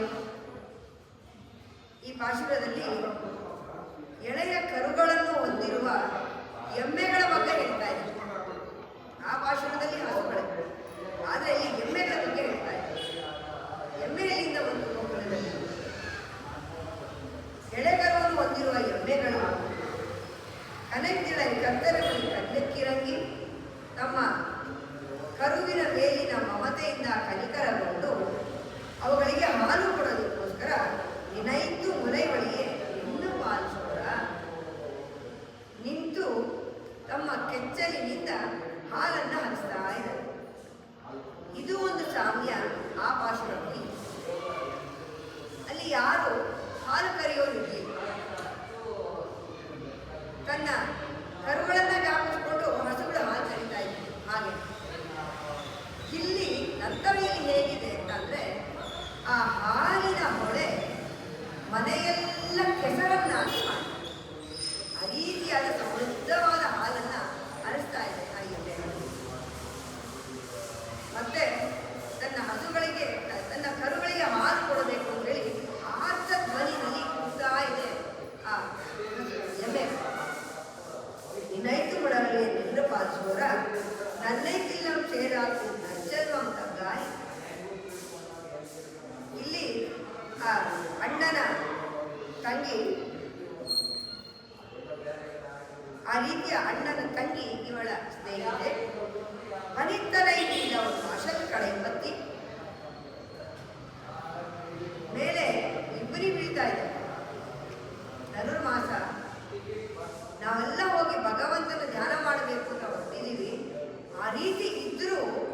ಬಂದು ನಿನ್ನ ಮನೆಯ ಮುಂದೆ ನಿನ್ನನ್ನು ಕರೆದುಕೊಂಡು ಹೋಗೋಕೆ ಅಂತ ಬಂದಿದ್ದೀವಿ. ಮೇಲೆ ಹನಿ ಬೀಳ್ತಾ ಇದೆ, ಅಷ್ಟ ಚಳಿನಲ್ಲೂ ನಿನ್ನನ್ನು ಕರ್ಕೊಂಡು ಹೋಗೋಕೆ ಬಂದಿದ್ದೀವಿ, ಎದ್ದು ಬಾ ಅಂತ ಕರೀತಾ ಇದ್ದಾರೆ. நன்னைத்தில்லம் சேராகும் நச்சர்வன் தங்காய் அணித்தலை வீழ நீ வாசல் கடை பற்றி ಚಿನ್ನತ್ತಿನಾಲ್ ತೆನ್ ಇಲಂಗೈ ಕುಮಾರೈ ಸತ್ತ. ಈ ಪಾಶುರದಲ್ಲಿ ಕೃಷ್ಣನ ಅನುಸಂಧಾನವನ್ನು ಅವಳು ಮಾಡಿದ್ದಾಳೆ. ಮುಹಿರ್ವಣ್ಣನ್ ಅಂತೆಲ್ಲ ಗಾಪಿಸಿ ಕೃಷ್ಣನ ಮೇಘಶ್ಯಾಮನ ನಾಮಸ್ಮರಣೆಯನ್ನು ಮಾಡಿದ್ದಾಳೆ. ನಂತರ ಅದೊಂದೇ ಅವಳಿಗೆ ಸಾಲು. ರಾಮನ ಮತ್ತೆ ರಾಮನ ಗುಣಗಾನವನ್ನು ಹಾಡಿದ್ರೆ ಅವಳು ಎದ್ದೇಳ್ತಾಳೆ ಅಂತ ಇಲ್ಲಿ ಹೇಳ್ತಾ ಇದ್ದಾಳೆ. ಚಿನ್ನತ್ತಿನಾಲ್ ತೆನ್ನಿಲಂಗೈ ಕೋಮಾನಿ ಶಬ್ದ ಅಂದ್ರೆ ಕೋಪದಿಂದ ದಕ್ಷಿಣ ದಿಕ್ಕಿನಲ್ಲಿರುವ ಲಂಕಾನಗರದ ರಾವಣನ ಸಂಹಾರವನ್ನು ಮಾಡಿದವನು ರಾಮ ಅಂತ ಹೇಳ್ತಾ ಇದ್ದಾರೆ. ಅಂದ್ರೆ ಕೋಪದಿಂದ ಯಾಕೆ? ರಾಮನ ಕೋಪದಿಂದ ರಾವಣ ಸಾಯಲಿಲ್ಲ, ರಾವಣದನೇ ಕೋಪದಿಂದ ರಾಮ ಸತ್ತ. ಅಲ್ಲಿ ಬಂದಿದ್ದು ಕೋಪ ರಾವಣನಿಗೆ. ರಾಮ ಅವನ ದುಷ್ಟತನವನ್ನು ಸಂಹಾರ ಮಾಡಿದ. ಅಷ್ಟು ಒಳ್ಳೆಯವನು, ಏನಕ್ಕೆ ಒಳ್ಳೆಯವನು? ಮುಂದಿನ ಸಾಲುಗಳಲ್ಲಿ ಹೇಳ್ತೇನೆ. ಏನಕ್ಕೆ ರಾಮನನ್ನ ಅವನ ಸಂಹಾರ ಮಾಡಿದ್ರೆ ಏನಕ್ಕೆ ಒಳ್ಳೆಯವನು ಹೇಳ್ತಾ ಇದ್ದಾರೆ. ಮನಸ್ಸಿಗೆ ಆನೆ ಮಾಡುವು ನೀವಾಯ್ತಿರುವಾಯಿ. ಮನಸ್ಸಿಗೆ ಇನಿಯಾನೆ ತುಂಬ ಇಷ್ಟವಾದವನು, ಆ ರೀತಿ ಪ್ರಿಯರಾದವನ ನಾಮಸ್ಮರಣೆಯನ್ನು ನಾವು ಮಾಡೋಣ, ಆಗ ನಮ್ಮ ಮನಸ್ಸು ಶಾಂತಿಗೊಳ್ಳುತ್ತೆ. ಮನಸ್ಸಿಗಿರಿಯಾನೆ ಪಾಡುವು ನೀವಾಯ್ತಿರುವಾಯ್ ಇನಿದ್ದಾನ್ ಎಳಂದಿರಾಯ್. ಇನ್ನೆಷ್ಟು ನಿದ್ದೆ ಮಾಡ್ತೀಯಾ? ಇನ್ನಾದ್ರೂ ಎದೇಳು. ಇನಿದ್ದಾನ್ ಎಳಂದಿರಾಯ್ ಈದನ್ನ ಬೆಂಗಳೂರಕ್ಕೂ ಇಷ್ಟೊಂದು ನಿದ್ದೆ ಯಾಕೆ ನಿಮಗೆ? ಮನೆಗಿಲ್ಲ ತಾನು ಅರಿದೆ. ಇಲ್ಲಿ ಬಂದು ನಾವು ನಿಂತು ನಿನ್ನನ್ನು ಕೂಗಿ ಕೂಗಿ ಕೂಗಿ ಹೇಗಾಗಿದೆ ಅಂದ್ರೆ ಅಕ್ಕಪಕ್ಕದವ್ರಿಗೆಲ್ಲರಿಗೂ ಗೊತ್ತಾಗಿದೆ. ನೀನು ತಿರುಪಾವೈ ವ್ರತವನ್ನ ಮಾಡಬೇಕು, ನಿನ್ನ ಗೆಳತಿಯರೆಲ್ಲರೂ ಬಂದಿದ್ದಾರೆ, ಹಾಗಿದ್ರೂ ನೀನು ಇನ್ನು ಮರೆಗೇ ಇದೆಯಾ? ಆ ರೀತಿಯಾದ ತಾಮಸ ಗುಣ ನಿನ್ನಲ್ಲಿದೆ ಅಂದ್ರೆ ಇಲ್ಲಿ ಎಮ್ಮೆಯನ್ನು ಹೋಲಿಕೆ ಕೊಟ್ಟಿರೋದು ಅದಕ್ಕೆ. ಎಮ್ಮೆಯ ತಾಮಸ ಗುಣ ನಿನ್ನಲ್ಲಿದೆ ಅಂತ ಎಲ್ಲರಿಗೂ ಗೊತ್ತಾಗಿದೆ. ಅಷ್ಟೊತ್ತಿಂದ ನಿಮ್ಮನ್ನು ಎಬ್ಬಿಸ್ತಾ ಇದ್ದೀವಿ. ಅನೈತಿಲ್ಲ ತಾನು ಮರಿ ಅಕ್ಕ ಪಕ್ಕ ಇವರೆಲ್ಲ ನಿನ್ನ ಬಗ್ಗೆ ಎಲ್ಲರೂ ತಿಳ್ಕೊಂಡಿದ್ದಾರೆ. ಆದ್ರಿಂದ ಬೇಗ ಎದ್ದುವ, ಅವಮಾನ ಆಗತ್ತೆ. ಅವರೆಲ್ಲ ಬಂದು ಮತ್ತೆ ನಿನಗೆ ಹೇಳ್ತಾರೆ ಇರೋರೆಂಬವ ನೀನೇ ತಿಳ್ಕೊಂಡು ಬೇಗ ಎದ್ದು ಬಾ ಅಂತ ಹೇಳಿ ಅವಳು ಸ್ನೇಹಿತೆಯನ್ನ ಕರೀತಾ ಇದ್ದಾಳೆ. ಅವಳನ್ನ ಕರಿಬೇಕಾದ್ರೆ ಚಿನ್ನತ್ತಿನಾಲ್ ತೆನ್ನಿಲಂಗೈ ಕೋಮಾನಿ ಸತ್ತ ಅಂತ ರಾಮನ ಬಗ್ಗೆ ಹೇಳ್ತಾರೆ. ಏನಕ್ಕೆ ಆ ರೀತಿ ಹೇಳಿದ್ರು ಅಂತ ಅಂದ್ರೆ ರಾಮನಿಗೆ ಅವನು ತುಂಬ ಸಹಜವಾಗಿ ತಾಳ್ಮೆಯ ಪ್ರವೃತ್ತಿಯನ್ನು ಹೊಂದಿರುವುದು. ಅವನಿಗೆ ಕೆಲವೊಂದು ಬಾರಿ ಕೋಪ ಬಂದಿದೆ. ಯಾವಾಗ ಅಂತಂದ್ರೆ ಮೊದಲನೇದು ಸಮುದ್ರ ರಾಜನನ್ನ ಪ್ರಾರ್ಥನೆ ಮಾಡಿರ್ತಾರೆ. ಯಾಕೆಂದ್ರೆ ಲಂಕೆಗೆ ಹೋಗಬೇಕಾದ್ರೆ ಸೇತುವೆಯನ್ನು ಕಟ್ಟಬೇಕು. ಅದಕ್ಕೆ ಎಲ್ಲರೂ ಏನ್ ಮಾಡ್ತಿರ್ತಾರೆ, ರಾಮನಾಮವನ್ನು ಬರೆದುಕೊಂಡು ಕಲ್ಲನ್ನು ಹಾಕ್ತಾ ಇರ್ತಾರೆ. ಅದು ಸೇತುವೆ ನಿರ್ಮಾಣ ಆಗಬೇಕು. ಆಗ ಕಲ್ಲು ಹಾಕ್ತಾ ಇದ್ದಾಗ ಏನಾಗುತ್ತೆ, ಮುಳುಗೋಗ್ತಾ ಇರುತ್ತೆ. ರಾಮ ನೋಡ್ತಾನೆ, ತುಂಬಾ ಸಾರಿ ನೋಡ್ತಾನೆ, ಕಲ್ಲು ಮುಳುಗೋಗ್ತಾ ಇರುತ್ತೆ. ಆಗ ಅವನಿಗೆ ಸಮುದ್ರ ರಾಜನ ಮೇಲೆ ಕೋಪ ಬರುತ್ತೆ. ಎದ್ದೆ ನಿಂತು ಸಮುದ್ರ ರಾಜನನ್ನು ಅಪೋಷಣ ಮಾಡುವಂತೀನಿ. ಕೃಷ್ಣ ಅವನ ಅವತಾರದಲ್ಲಿ ಹೆಜ್ಜೆಗೂ ನಾನು ಭಗವಂತ ಅನ್ನೋದನ್ನು ತೋರಿಸ್ಕೊಂಡ್ಬಂದ. ಅಂದ್ರೆ ರಾಮ ಹಾಗೆ ಮಾಡಿಲ್ಲ, ಎಲ್ಲೂ ತಾನು ಭಗವಂತ ಅನ್ನೋದನ್ನು ತೋರಿಸ್ತೇನೆ. ಕೆಲವೊಂದು ಸನ್ನಿವೇಶದಲ್ಲಿ ಮಾತ್ರ ತೋರಿಸ್ತ. ಒಂದು ಇದು ಸನ್ನಿವೇಶ. ಯಾಕೆಂದ್ರೆ ಇಡೀ ಸಮುದ್ರವನ್ನೇ ಒಂದು ಆಪೋಷಣ ತಗೊಳ್ಳೋದಾದ್ರೆ, ಆಪೋಷಣ ಅಂದ್ರೆ ಸಾಮಾನ್ಯ ಸಂಧ್ಯಾವಂದನವಾಗಿ ಮಾಡೋದಕ್ಕೆ ಆಪೋಷಣ ಹೇಳ್ತಾರೆ. ಅಂದ್ರೆ ಒಂದು ತೀರ್ಥಯಾಗಿ ನೀರನ್ನ ನಾವು ಹೇಗೆ ತೀರ್ಥವನ್ನು ತಗೊಂಡಿರ ಇಲ್ಲಿ ಜಾಗದಲ್ಲಿ ಕುಡಿಯುವಂಥದ್ದು. ಅಂದ್ರೆ ಅವನ ಅಂಗೈಗೆ ಅಂಗ ಇಡೀ ಸಮುದ್ರ ರಾಜನನ್ನೇ ತಗೊಂಡು ಅವನ ಆಪೋಷಣ ತಗೋಬೇಕಾದ್ರೆ ಅವನು ಯಾರು? ಅದು ಒಂದು ಜಾಗದಲ್ಲಿ ಅವನಿಗೆ ಗೊತ್ತಾಗಿದೆ, ರಾಮ ಭಗವಂತ ಅದನ್ನು ಅವನು ತೋರಿಸ್ತಾನೆ. ಆ ಥರ ಇದ್ದಾಗ ಅವಾಗ ಸಮುದ್ರ ರಾಜನಿಗೆ ಭಯ ಆಗಿ ಬಂದು ನಮಸ್ಕಾರ ಮಾಡಿ ತನ್ನ ತಪ್ಪನ್ನು ಒಪ್ಕೊಳ್ತಾನೆ. ಈ ರೀತಿ ಮಾಡಲ್ಲ ಅಂತ ಹೇಳಿ ನಂತರದಲ್ಲಿ ಸೇತುವೆ ಕಟ್ಟಲಿಕ್ಕೆ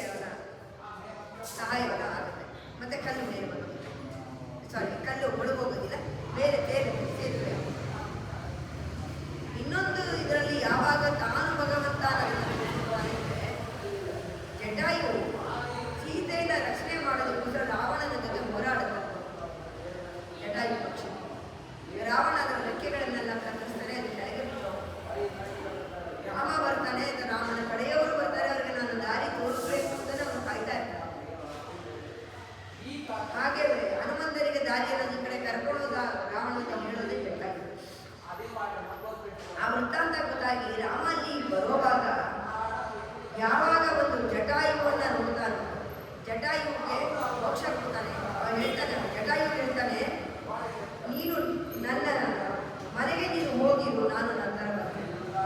ನನ್ನ ಜಾಗಕ್ಕೆ ನೀನು ಹೋಗಿರು, ನಾನು ನಂತರ ಬರ್ತಾನೆ. ಅಂದ್ರೆ ಮೋಕ್ಷವನ್ನ ಕೊಡ್ತಾನೆ ಜಟಾಯು. ನೀನು ವೈಕುಂಠದಲ್ಲಿರು, ನಾನು ಆಮೇಲೆ ಬರ್ತೀನಿ. ಅಂದ್ರೆ ತಾನು ವೈಕುಂಠವಾಸಿಯಾದ ಭಗವಂತ ಅನ್ನೋದನ್ನ ಒಂದು ಮಾತಿನಲ್ಲಿ ಅಲ್ಲಿ ತೋರಿಸ್ತಾನೆ.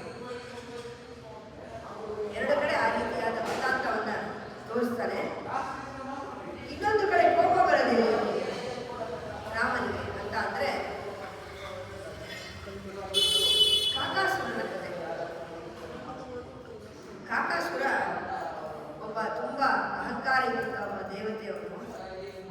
ಅವನು ಬಂದು ಯಾವಾಗ ಸೀತೆ ಒಂದು ಬಾರಿ ರಾಮ ಒಂದು ಬಾರಿ ಸೀತೆಯ ಮಡಿಲಲ್ಲಿ ತಲೆ ಇಟ್ಟು ಮಲಗಿದ್ದಾನೆ ವಿಶ್ರಾಂತಿಗಾಗಿ. ಆಗ ಬಂದು ಸೀತೆಯ ಸ್ತನವನ್ನ ಅವನು ಕುಡಿತಾರೆ. ಸೀತೆ ತಡ್ಕೋತಿರ್ತಾರೆ. ಯಾಕೆ ಅಂದ್ರೆ ರಾಮ ಮಲಗಿದ್ದಾನೆ. ತಾನಲ್ಲಿ ಎಲ್ಲಾದ್ರೂ ಒಂದು ಸ್ವಲ್ಪ ಕೂಡ ಕಿತ್ತಿ ತಲೆಗಾಡಿದ್ರು ರಾಮನ ನಿದ್ರೆಗೆ ಬರುತ್ತೆ. ಅದರ ಆಗಬಾರದು ಅನ್ನೋದಕ್ಕೋಸ್ಕರ ಸೀತೆ ಎದ್ದೇಳದಿಲ್ಲ, ಅಲ್ಲಾಡದಿಲ್ಲ, ನೋವನ್ನು ತಡ್ಕೋತಿರ್ತಾಳೆ.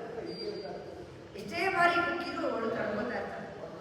ಆಗ ಏನಾಗುತ್ತೆ, ಈ ರಕ್ತ ಹರಿಲಿಕ್ಕೆ ಆರಂಭವಾಗುತ್ತೆ. ಆ ರಕ್ತ ಬಂದು ರಾಮನನ್ನ ಸ್ಪರ್ಶ ಆಗುತ್ತೆ. ಆಗ ಇದೇನು ಈ ರೀತಿಯಾಗಿ ಏನೋ ಒಂದು ಅನುಭವ ಆಗ್ತಿದೆ ಅಂತ ರಾಮ ಎದ್ದು ನೋಡಿದಾಗ ಅದು ರಕ್ತ. ತಕ್ಷಣ ಅವನಿಗೆ ಕೋಪ ಬರುತ್ತೆ. ಯಾರಿದು ಮಾಡಿದಾಗ ಅಂದಾಗ ಅದು ಕಾಕಾಸುರ ಗೊತ್ತಾಗುತ್ತೆ. ಆಗಲೇ ಅವನು ಹುಲ್ಲನ್ನ ಹುಲ್ಲುಕಡ್ಡಿಯನ್ನು ತಗೊಂಡು ಅದನ್ನು ಮಂತ್ರಿಸಿ ತನ್ನ ಬಿಲ್ಲಿನಂತೆ ಬಿಡ್ತಾನೆ, ಬಾಣದಂತೆ ಬಿಡ್ತಾನೆ. ಹೇಗೆ ರಾಮನ ಬಾಣ ಯಾವತ್ತೂ ಗುರಿಯನ್ನು ತಪ್ಪಲ್ಲ, ಗುರಿ ಮುಟ್ಟಲೇಬೇಕು. ತಕ್ಷಣ ಕಾಕಾಸುರನಿಗೆ ಗೊತ್ತಾಗತ್ತೆ ಇದರಿಂದ ನಾನು ತಪ್ಪಿಸ್ಕೊಳ್ಳೋದು ಕಷ್ಟ ಅಂತ. 3 ಲೋಕಕ್ಕೂ ಹಾರಿ ಹೋಗ್ತಾನೆ. ಬ್ರಹ್ಮನನ್ನ ಹೋಗಿ ಅವನ ಕಾಲಿಗೆ ಬೀಳ್ತಾನೆ. ಅವನ ಬಾಣದಿಂದ ನನ್ನನ್ನು ರಕ್ಷಿಸು ಅಂತ ರಾಮ ಹೇಳ್ತಾನೆ. ರಾಮನ ಬಾಣದಿಂದ ನನ್ನ ರಕ್ಷಿಸು ಅಂತಹ ನನಗೆ ಯಾವುದೇ ಕೂಡ ಶಕ್ತಿ ಇಲ್ಲ, ಸಾಧ್ಯನೇ ಇಲ್ಲ ನನಗೆ. ಮತ್ತೆ ಅಲ್ಲಿಂದ ಈಶ್ವರನ ಬಳಿ ಹೋಗುತ್ತೆ. ಅಲ್ಲೂ ಹಾಗೆ ಆಗುತ್ತೆ.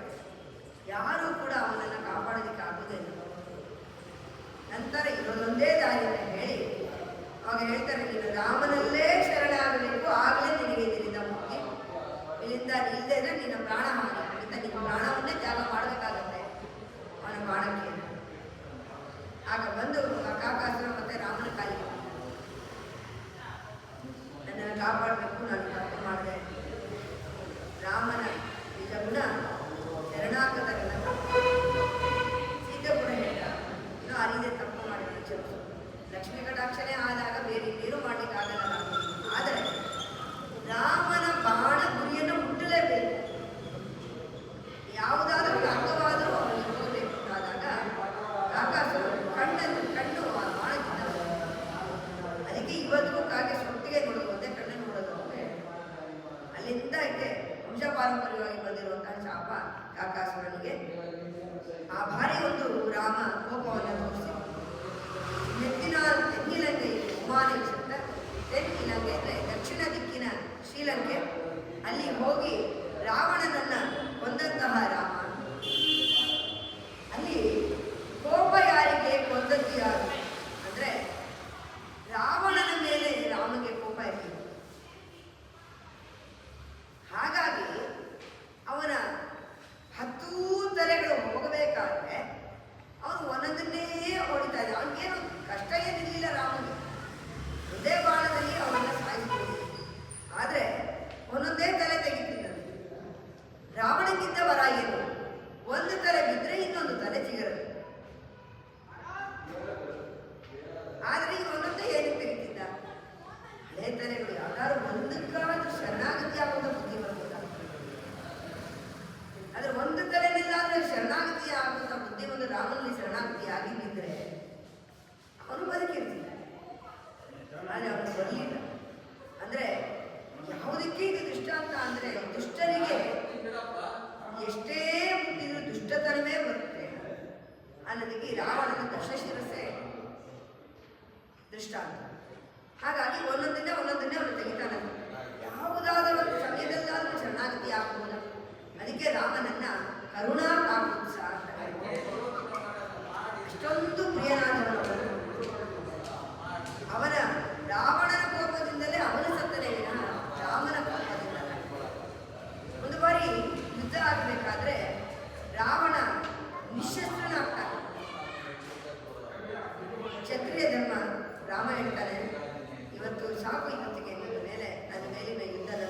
ಯುದ್ಧ, ನೀನು ನಿಶಸ್ತ್ರನಾಗಿದೆಯಾ, ಇವತ್ತು ಮನೆಗೆ ಹೋಗಿ ನಾಳೆ ಮಾಡ್ತೇನೆ. ಆ ರೀತಿಯಾದಂತಹ ಕರುಣೆ ಉಳ್ಳವನು ರಾಮ. ಅಂಥವನ ಮನಸ್ಸಿಗೆ ತುಂಬ ಹಿತವಾದವು. ಅವನ ನಾಮಗಳನ್ನು ನಾವು ಮಾಡೋಣ ಬಾದಲ್ಲಿ ಮುಂದೆ ಕರೀತಾ ಇದ್ದಾರೆ. ಹೇಗೆ ರಾಮ ಎಲ್ಲರಿಗೂ ಪ್ರಿಯವಾದವನು ಅಂತೀವಲ್ಲ, ಯಾರ್ಯಾರಿಗೆ ಪ್ರಿಯ ಅಂದರೆ ಯಾರಿಗೆ ಅವನು ಪ್ರಿಯನಲ್ಲ, ಎಲ್ಲರಿಗೂ ಪ್ರಿಯ. ಅವನ ಹೆತ್ತವರಿಂದ ಹಿಡಿದು ದಶರಥ, ಕೌಸಲ್ಯ, ಇವನ ಕೈಕೇಯಿಗೂ ಕೂಡ ರಾಮ ಅಂದರೆ ತುಂಬ ಪ್ರಿಯ. ಎಷ್ಟು ಪ್ರಿಯ ಅವನಿಗೆ ಅಂದರೆ ಮಂಥರೆ ಅವಳಿಗೆ ಹೊಟ್ಟೆ ಕಿಚ್ಚು ಬರುತ್ತೆ. ಅವಳು ಹೇಳ್ತಾಳೆ, ರಾಮನಿಗೆ ಪಟ್ಟಾಭಿಷೇಕ ಇದು ನಡೀತಾ ಇದೆ, ಊರಲ್ಲೆಲ್ಲ ಸಿಂಗರಿಸ್ತಾ ಇದ್ದಾರೆ, ರಂಗೋಲೆ ಎಲ್ಲ ಬಿಡ್ತಾ ಇದ್ದಾರೆ ಅಂತ ಅವನ ಹೊಟ್ಟೆ ಕಿಚ್ಚಿನಿಂದ ಬಂದು ಹೇಳ್ತಾಳೆ ಅಂತಾರೆ. ಅಂದರೆ ಕೈಕೇಯಿಗೆ ಎಷ್ಟು ಸಂಭ್ರಮ ಪಡ್ತಾಳೆ ಅಂದರೆ ಅವಳ ಕತ್ತಲ್ಲಿರೋ ಚಿನ್ನದ ಹಾರವನ್ನು ಅವಳು ಕಟ್ಟಾಗ್ತಾಳೆ. ಎಲ್ಲ ಒಳ್ಳೆ ವಿಷಯವನ್ನು ನಾನು ಹೇಳಿದೆ. ಅದರಲ್ಲಿ ತುಂಬ ಆನಂದ ಪಡ್ತಾಳಂತೆ ಕೈಕೇಯಿ. ಅಷ್ಟೂ ಪ್ರಿಯ ರಾಮ ಕೈಕೇಯಿ. ಆದರೆ ಅಂಥವಳನ್ನು ಇನ್ನು ದುಷ್ಟತನಕ್ಕೆ ಕಳಿಸಿದ್ರು ಈ ಮಾಡ್ತಾರೆ. ಅವಳ ಮಾತುಗಳ ನಂತರದಲ್ಲಿ ಅವಳನ್ನು ಬದಲಾವಣೆ ಮಾಡುತ್ತೆ. ಮಾತುಗಳು ಅಂತ ಅಂದರೆ ಸನ್ನಿವೇಶ ಕೂಡ ಬದಲಾವಣೆ ಮಾಡುತ್ತೆ, ವಿಧಿ ಕೂಡ ಬದಲಾವಣೆ ಮಾಡುತ್ತೆ. ಯಾಕೆ ಅಂದರೆ ರಾಮನಿಗೆ ಪಟ್ಟಾಭಿಷೇಕ ಎಲ್ಲಿಂದ ಆಗಬೇಕಾಗಿಲ್ಲ. ರಾಮ ಹುಟ್ಟಿದ್ದೇ ಈ ರಾವಣ ಸಂಹಾರಗಳನ್ನ, ದುಷ್ಟ ಸಂಹಾರಗಳನ್ನೆಲ್ಲ ಮಾಡಲಿಲ್ಲ. ಈ ವಸಿಷ್ಠರು ಅವನ ರಾಮ ಪಟ್ಟಾಭಿಷೇಕಕ್ಕೆ ಇಟ್ಟ ಮೊದಲನೇ ಮುಹೂರ್ತ ಏನಾಗಿತ್ತು ಅಂತ ಅಂದರೆ ವನವಾಸಕ್ಕಿತ್ತಂತೆ. ಯಾಕೆ ಅಂದರೆ ಅವನ ಮೊದಲನೇ ಧರ್ಮನೇ ಅಸುರ ಸಂಹಾರ ರಾಮನ. ಆ ರೀತಿಯಾಗಿ ಕೌಸಲ್ಯ ಕೂಡ ರಾಮ ಅಂದರೆ ಅವಳು ಅಷ್ಟೊಂದು ಪ್ರಿಯ ಕೌಸಲ್ಯ. ನಂತರ ಸೀತೆ, ಜನಕ ಮಹಾರಾಜ. ಜನಕ ಮಹಾರಾಜನಿಗೆ ರಾಮ ನಡ್ಕೊಂಡು ಬರ್ತಾ ಇದ್ರೆ ಅವನ್ನೇ ನೋಡ್ತೀವಿ, ಅವನ ಸೌಂದರ್ಯವನ್ನೇ ನೋಡ್ತಾ ಇದ್ದ. ಅಷ್ಟೊಂದು ಪ್ರಿಯ ಜನಕ ಮಹಾರಾಜನಿಗೆ ರಾಮ. ನಂತರ ವಸಿಷ್ಠರು, ವಿಶ್ವಾಮಿತ್ರ, ಎಲ್ಲರಿಗೂ ಅಯೋಧ್ಯ ನಗರ ವಾಸಿಗಳು. ರಾಮನನ್ನ ಬಿಟ್ಟೇ ಇರೋದಿಲ್ಲ ಅವರು. ಅವನ ಕಾಡಿಗೆ ಹೋಗ್ಬೇಕಾದ್ರೆ ನಾವು ಬರ್ತೀವಿ, ಎಲ್ಲ ಊರನ್ನು ಬಿಟ್ಟು ಅವನ ರಥದ ಹಿಂದೆ ಬಂದಿರ್ತಾರೆ. ಅಷ್ಟು ಮನಸ್ಸಿಗಿರಿಯಾದ ಮನಸ್ಸಿಗೆ ತುಂಬ ಬಿಡಿಸುವಂಥವ್ರು ಪ್ರಿಯನಾದವರು ರಾಮ. ಎಲ್ಲರಿಗೂ ಪ್ರಿಯನಾದವರು. ಹಾಗೆ ನೋಡ್ತಾ ಹೋದರೆ ಜಟಾಯುಗೆ ಮುಕ್ತಿ ಕೊಟ್ಟಂಥವರು, ಜಟಾಯುವೇನಾದವರು ಶಬರಿ ವೈಕುಂಠ ಸಾಕ್ಷೀಭೂತ ಅಂತ ಇದರಲ್ಲಿ ಹೇಳ್ತಾರೆ. ಅಂದರೆ ಶಬರಿಗೂ ಅವರು ಮೋಕ್ಷವನ್ನು ಕೊಟ್ಟರು. ಹನುಮಂತ ಹೇಳೋಂಗೆ ಇಲ್ಲ, ಸದಾ ಕಾಲ ಅವನ ಕೈಂಕರ್ಯ ಮಾಡ್ತಿದ್ದವು. ಅವನಿಗೆ ಎಷ್ಟು ರಾಮ ಪ್ರಿಯ ಹೇಗಿರಬೇಕು ಅಂದರೆ ಎಲ್ಲದರಲ್ಲೂ ರಾಮನನ್ನೇ ನೋಡ್ತಾ ಇದ್ದಂಥವನು. ಒಂದು ಬಾರಿ ಪಟ್ಟಾಭಿಷೇಕದಲ್ಲಿ ಅವನ ಮೇಲೆ ಅತಿಯಾದ ಪ್ರೀತಿಯಾಗಿ ವಾತ್ಸಲ್ಯ ಉಂಟಾಗಿ ಸೀತೆ ಅವನಿಗೆ ರಾಮ ತನಗೆ ಕೊಟ್ಟಂತಹ ಮುದ್ದಿನ ಮಾಲೆಯನ್ನ ಹನುಮಂತನಿಗೆ ಸೀತೆ ಕೊಡ್ತಾಳೆ. ಇದನ್ನು ನೀನು ಧರಿಸಿಕೋ. ಅದು ತುಂಬ ಇಷ್ಟವಾಗಿತ್ತು ಸೀತೆಗೆ. ಯಾಕಂದ್ರೆ ರಾಮ ಅವರಿಗೆ ಕೊಟ್ಟಿದ್ದು ಅದೆಲ್ಲ ಹನುಮಂತನಿಗೆ ಕೊಡ್ತಾಳೆ. ಆದರೆ ಹನುಮಂತ ಏನು ಮಾಡ್ತಾನೆ, ಒಂದೊಂದು ಮುದ್ದಿನ ಮಾಡಿ ಸೀತೆಗೆ ಆಶ್ಚರ್ಯವಾಗುತ್ತೆ. ಹೇಳ್ತಾಳೆ, ಏನು ಮಾಡ್ತಾ ಇದೆಯಾ, ಅದು ಎಷ್ಟು ಬೆಲೆ ಇರುವಂಥ ಮುದ್ದಿನ ಮಾಲೆ ನಾನು ಹೇಳಿದೆ, ರಾಮ ನನಗೆ ಕೊಟ್ಟಂಥದ್ದು ನಾನು ಈಗ ಕೊಟ್ಟಿದ್ದೀನಿ, ಯಾಕೆ ಅದನ್ನು ಹಾಳು ಮಾಡ್ತೀನಿ ಅಂದರೆ ಅವ್ರು ಕೇಳ್ತಾರೆ, ಇದು ಬರೀ ಮುದ್ದಿನ ಮಾಲೆ, ರಾಮ ಇರಲಿಲ್ಲ, ಅದಕ್ಕೆ ಹೊಡೆದು ನೋಡ್ತಾ ಇದ್ದೀನಿ ಎಲ್ಲ ಮಣಿ. ನಾನು ಯಾವುದಾದ್ರು ಒಂದು ಮಣಿಲಾದ್ರೂ ರಾಮ ಕಾಣ್ತಾರ ಅಂತ ನಾನು ಹೊಡೆದು ನೋಡ್ತಾ ಇದ್ದೀನಿ ಮುದ್ದಿನ ಮಾಲೆ ಮಣಿಗಳನ್ನು. ಅಂದರೆ ಅಷ್ಟೂ ಪ್ರಿಯನಾದವನು ರಾಮ ಹನುಮಂತನಿಗೆ. ಹಾಗೆ ಹನುಮಂತನು ರಾಮನಿಗೆ ತುಂಬ ಪ್ರಿಯ. ಅವನು ಹೇಳ್ತಾನೆ, ತುಮು ಮಮ ಭರತಿಗೆ ಪ್ರಿಯ ಸಮುಭಾಯಿ ಅಂತ ಹೇಳ್ತಾನೆ. ನನಗೆ ಭರತ ಹೇಗೋ ಹಾಗೆ ನೀನು ಅಂತ ಹೇಳ್ತಾನೆ. ಏನಕ್ಕೆ ಭರತ ಅಂತ, ಲಕ್ಷ್ಮಣ ಇದ್ದಲ್ಲ ಅಂತಂದ್ರೆ ಲಕ್ಷ್ಮಣಕ್ಕಿಂತಲೂ ಒಂದು ಕೈ ಭರತ ತುಂಬಾ ಪ್ರಿಯ ಅಂತೆ ರಾಮನಿಗೆ.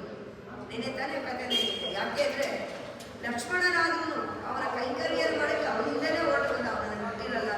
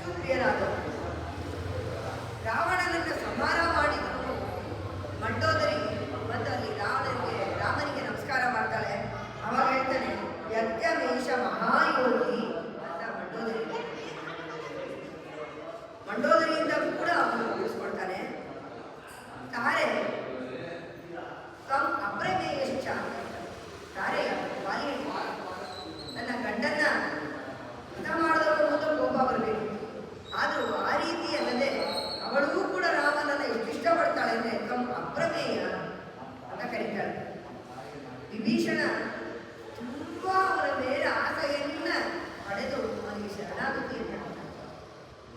ಈ ರೀತಿ ಎಲ್ಲರಿಗೂ ಮನಸ್ಸಿಗೆ ತುಂಬ ಬೇಕಾದವನು. ಭಾರದ್ವಾಜರಿಗೆ, ಋಷಿ ಮುನಿಗಳಿಗೆ, ಅವನ ಪಕ್ಷಿ ಪ್ರಾಣಿಗಳಿಗೆ ಎಲ್ಲರಿಗೂ ತುಂಬ ಬೇಕಾದವನು ರಾಮ. ತುಂಬ ಮನಸ್ಸಿಗೆ ಅದಕ್ಕೋಸ್ಕರ ಇದು ಹೇಳ್ತಾಳೆ, ಮನತ್ತು ಕಿನಿಯಾಗಿ ಅಂತ ಹೇಳ್ತಾಳೆ. ಎಲ್ಲರ ಮನಸ್ಸನ್ನು ಆಕರ್ಷಣೆ ಮಾಡುವವನು ರಮ ಇದೀತಿ ರಾಮ ಅಂತ ಹೇಳಿ. ರಾಮ ಅಂದ್ರೆ ರಮಣೀಯವಾಗಿರುವ ಎಲ್ಲರ ಆಕರ್ಷಣೆಯನ್ನು ಮಾಡ್ತಾನೆ. ಕಡೆಗೂ ಶೂರ್ಮನಿಗೆ ಕೂಡ ರಾಮನನ್ನ ಕಾಂತ